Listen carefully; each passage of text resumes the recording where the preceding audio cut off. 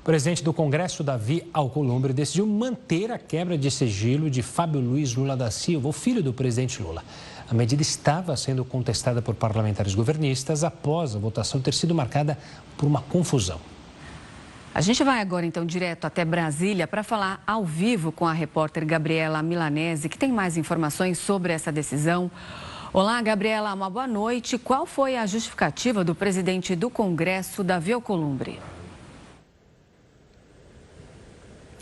Oi, Renata. Oi, Gustavo. Muito boa noite para vocês. Boa noite também para quem nos acompanha em casa. Pois é, hoje o presidente do Congresso, Davi Alcolumbre, decidiu então por manter a decisão da CPMI do INSS sobre a quebra de sigilo do Lulinha, filho de Lula, e não só dele, como de outros 80 requerimentos que estavam juntos, mais de 80 requerimentos juntos aí nessa decisão.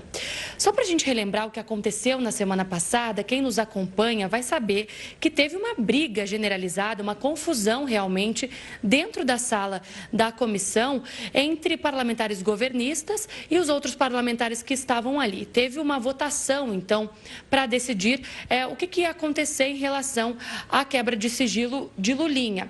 Os parlamentares do governo falavam que tinham votos suficientes para ganhar a votação e que houve manipulação. Inclusive, acusaram o presidente da CPMI de manipulação.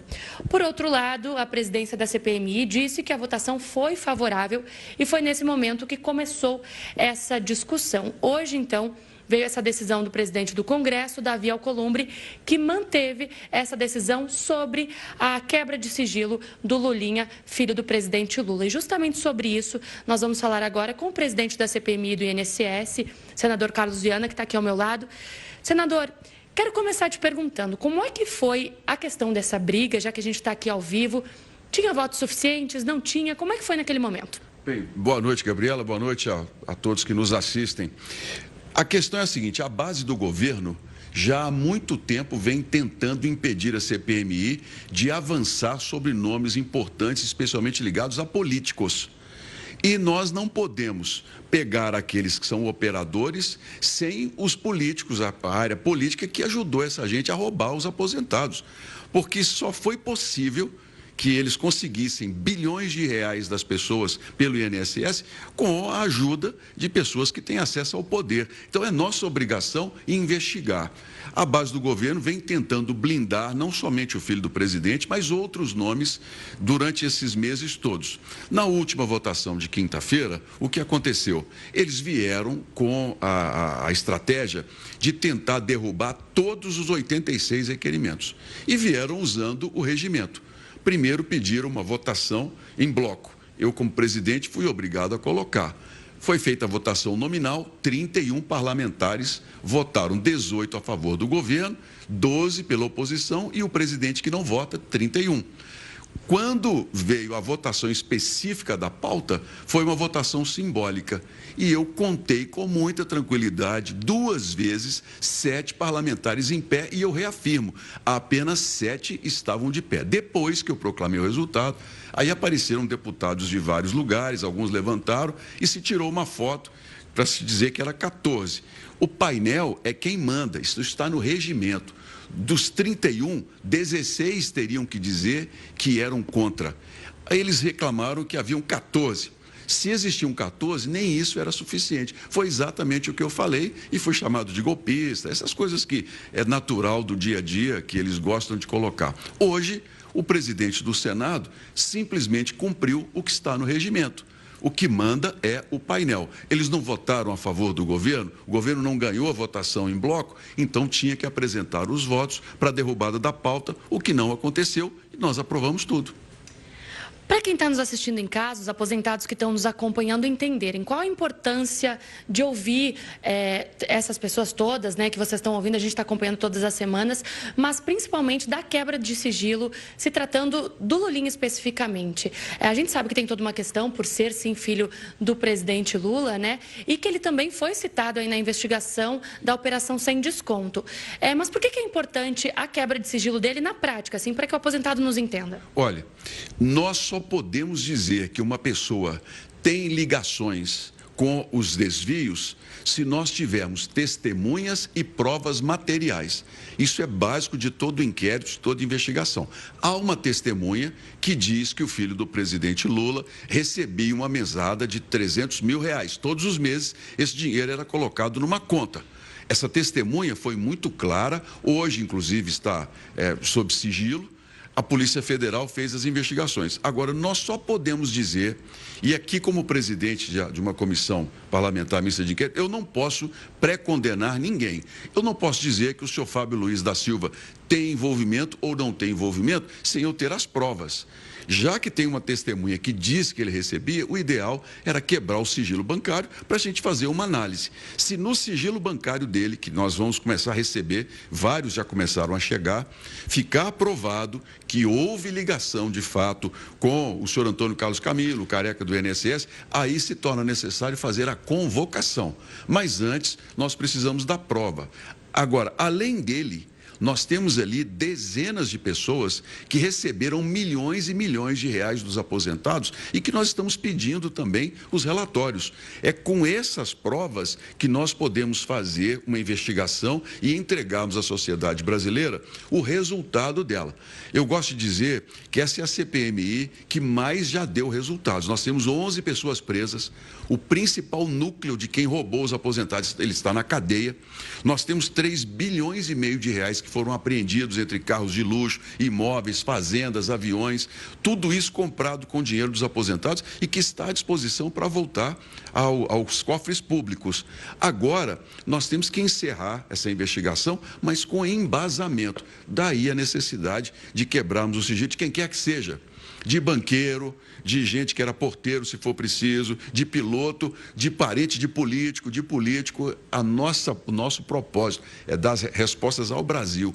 Os aposentados brasileiros vão hoje dormir mais seguros de que não serão novamente roubados e a gente tem que criar legislações para que isso não aconteça mais.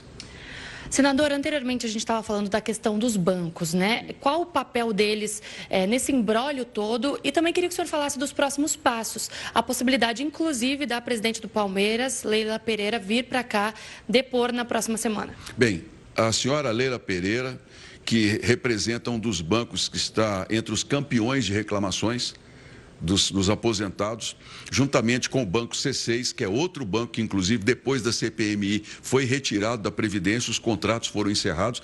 Os dois serão convocados para a próxima segunda-feira estarem em Brasília. Também, na semana seguinte, na quarta-feira, teremos o senhor Augusto Lima, que era sócio do Banco Master, tem toda uma série de consignados. Por que nós precisamos ouvi-los? Porque virou uma bagunça. Os bancos faziam o que queriam na Previdência.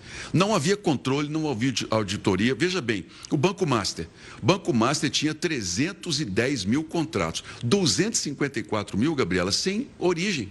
Ele comprou uma carteira, simplesmente chegou lá na Previdência e falou assim, olha, a partir de agora esse dinheiro aqui é meu. E a Previdência começou a transferir milhões de reais para o Banco Master. Olha, era necessário uma auditoria para confirmar se as pessoas autorizaram aquele empréstimo ou não. Era necessário entender se o Banco Master estava devolvendo o dinheiro de quem reclamou, como que as pessoas lesadas estavam sendo tratadas e nada disso acontecia. Virou uma bagunça. Os bancos, eles usam a Previdência como um caixa próprio, a Previdência mantém os descontos, não ganha absolutamente nada e os bancos ainda cobram juros de até 22%. Isso é um absurdo. Um aposentado que recebe 3,5% de aumento por ano, ter um empréstimo sem saber com 22% ao mês, a pessoa nunca mais paga uma dívida. Qual é a nossa proposição? Ouvida o presidente da Previdência do INSS, agora ouvimos os bancos. E criamos uma legislação que obrigue o INSS, primeiramente, a fazer auditorias constantes. Segundo, clareza maior nos juros para que as pessoas saibam quanto elas vão pagar e quando elas vão terminar de pagar. Terceiro, a pessoa que foi vítima de uma fraude, eu já propus não ter o nome no SPC, porque não é correto. O aposentado tem lá um contrato fraudulento em nome dele.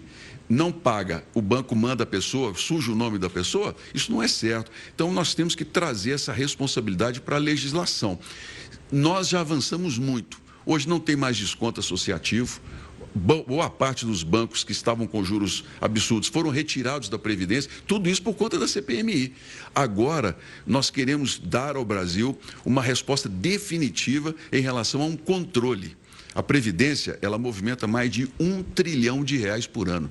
Isso é quase 30% do PIB.